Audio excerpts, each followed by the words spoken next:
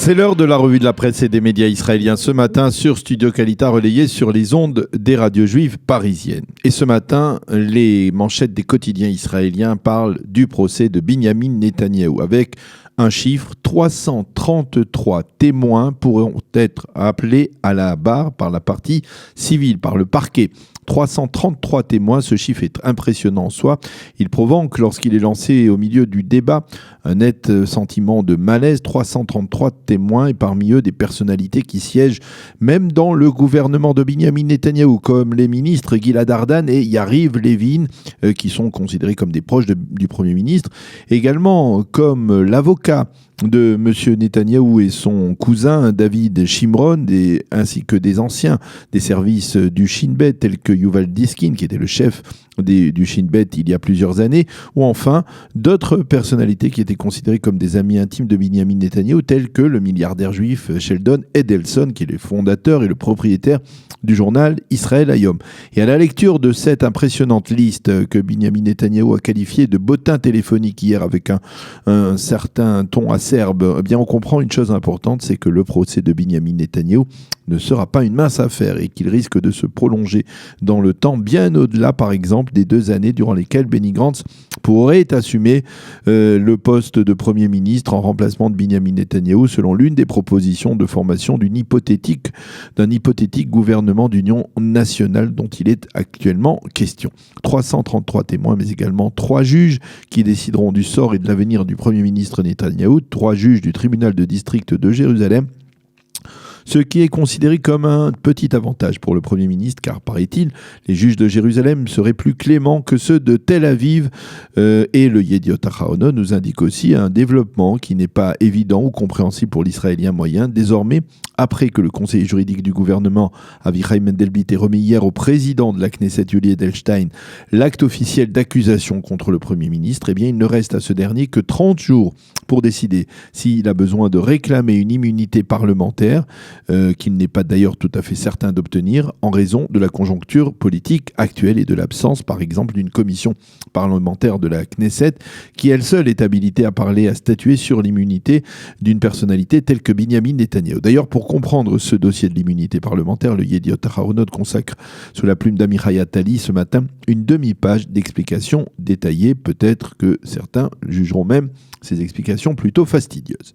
Le Israël Hayom, lui, a choisi de publier en manchette ce matin la réaction de Binyamin Netanyahou au dépôt de l'acte d'inculpation et de la liste des témoins de la partie civile par Avichai Mendelblit hier. Pour M. Netanyahou, qui a souvent le sens de la formule, même 330 témoins ne suffiront pas pour prouver ma culpabilité puisque je suis innocent, et le simple fait que la justice israélienne ait besoin de 330 témoins pour tenter de me condamner, eh bien c'est bien la preuve qu'ils n'ont rien contre moi. Dixit donc Binyamin Netanyahou. Chaim Schlein, dans le Israël Hayom, titre ainsi son éditorial: 333 mots pour 333 témoins. Et il commente cet éditorial en affirmant que ce procès sera un immense bras de fer autour de l'image de la démocratie israélienne, une démocratie dans laquelle tout est jugeable et où certains pouvoirs ont tous les pouvoirs, écrit ce matin donc Chaim Schlein dans le Israël Hayom. Gideon Alon, dans son commentaire, toujours dans le même journal, estime qu'après le dépôt de l'acte d'accusation par Avichai Mendelblit, le procès du Premier ministre ne s'ouvrira pas avant l'été prochain. Face à l'impasse actuelle, certains responsables politiques ont proposé à Yuli Edelstein de gagner du temps et de restituer dès aujourd'hui le mandat que le président Rivlin lui avait confié il y a 2 semaines, soit donc 1 semaine avant la date limite. Une telle démarche entraînerait l'autodissolution immédiate de la 22e Knesset. Mais dans ce même souci de raccourcir les délais, bien les médias et les quotidiens soulignent que la commission électorale centrale serait prête à devancer les élections législatives si elles devaient se dérouler, afin qu'elles ne se tiennent pas 90 jours après la dissolution du Parlement, comme le veut la loi actuellement, mais seulement 75 jours avant, ce qui signifie que nous irons peut-être vers des élections autour du 25 février prochain. Cette date figure dans plusieurs quotidiens et médias israéliens ce matin. Le Haaretz, lui, insiste sur un développement politico-juridique important. Qui sera le successeur du procureur général Shai Nitzan, qui termine son mandat le 15 décembre prochain? Et le nom qui revient le plus fréquemment est celui de Shlomo Lamberger, qui est actuellement le vice-procureur général chargé des dossiers pénaux. Et le juriste le plus expérimenté à ce niveau-là. Seul problème, c'est mentionné par le Haaretz et par l'ensemble des quotidiens israéliens. Le ministre de la Justice, Amir Ochanan, n'est pas du tout certain de vouloir nommer Lamberger, et pas même au poste de procureur général par intérim. Et là, le conseiller juridique du gouvernement, Avichai Mandelblit, commence clairement à perdre patience face au ministre de la Justice, qui est considéré comme l'un des proches lieutenants de Binyamin Netanyahou. Et l'on sait, en consultant le Haaretz de ce matin, que Mandelblit s'opposera à la nomination d'un procureur par intérim qui ne serait pas au niveau de la fonction et qui ne serait pas, entre guillemets, désigné par lui.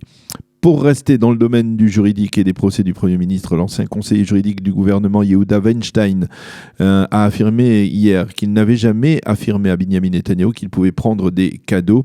Une déclaration qui est liée au dossier 1000, celui des cigares et des champagnes que le Premier ministre et son épouse auraient reçus de la part de certains amis milliardaires, dont Arnon Milchan, le célèbre producteur hollywoodien.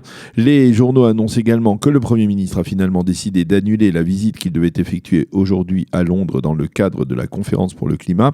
Motif officiel invoqué, les services de sécurité britanniques seraient apparemment débordés avec également une réunion importante de l'OTAN et il n'est pas certain qu'il pouvait garantir l'entière sécurité de M. Netanyahou. Et d'une certaine manière aussi, on peut supposer que le Premier ministre avait aussi d'autres priorités face à la situation politique actuelle qui lui l'ont empêché finalement de quitter le pays. D'autres titres dans la presse israélienne de ce matin. Le Israël Hayom cite les résultats d'un classement très honorable des 80 nations les plus puissantes au monde, un classement réalisé par l'Université de Pennsylvanie. Selon certains critères très précis, eh bien, selon cette enquête, l'État d'Israël se classe, tenez-vous bien, à la 8e place derrière les plus importantes nations du globe, telles que les États-Unis qui arrivent en tête, la Russie, la Chine, l'Allemagne, la Grande-Bretagne, la France et le Japon. Israël donc se classe juste devant des pays comme la Corée du Sud et l'Arabie saoudite. Israël à la 8e position des nations les plus puissantes au monde. C'est tout à fait impressionnant. Le Yediot Aharonot et d'autres médias nous annoncent la disparition à l'âge de 94 ans d'un personnage que peu d'Israéliens connaissaient, mais qui était pourtant un véritable héros. Il s'appelait Avraham Dar. Il était considéré comme le père fondateur de la Sayeret Matkal, l'unité d'élite de l'armée israélienne, mais aussi comme l'un des pères fondateurs des renseignements militaires de Tsahal. Dar a été impliqué dans des centaines d'opérations top secrètes depuis la fin de la Seconde Guerre mondiale et pendant les premières années de l'histoire de l'État d'Israël. Mais une affaire la plus affectée que toute autre, l'affaire Lavon, que l'on appelle en hébreu Essek Abish, une affaire qui s'était mal terminée. Une affaire d'espionnage en Égypte qui s'était mal terminée pour l'État d'Israël. Et puis aujourd'hui, c'est la journée internationale des personnes handicapées. Et à cette occasion, le Yediot Aharonot consacre la moitié de sa première page à ce dossier en nous présentant 5 jeunes Israéliens handicapés qui ont réussi leurs études brillamment, chacun dans leur domaine, mais qui rencontrent tous des difficultés à trouver un emploi dans la réalité israélienne actuelle. Ils nous regardent dans les yeux et nous demandent « Donnez-nous une occasion de prouver qui nous sommes vraiment ». Fin de citation et fin de cette revue de la presse et des médias israéliens sur Studio Kalita.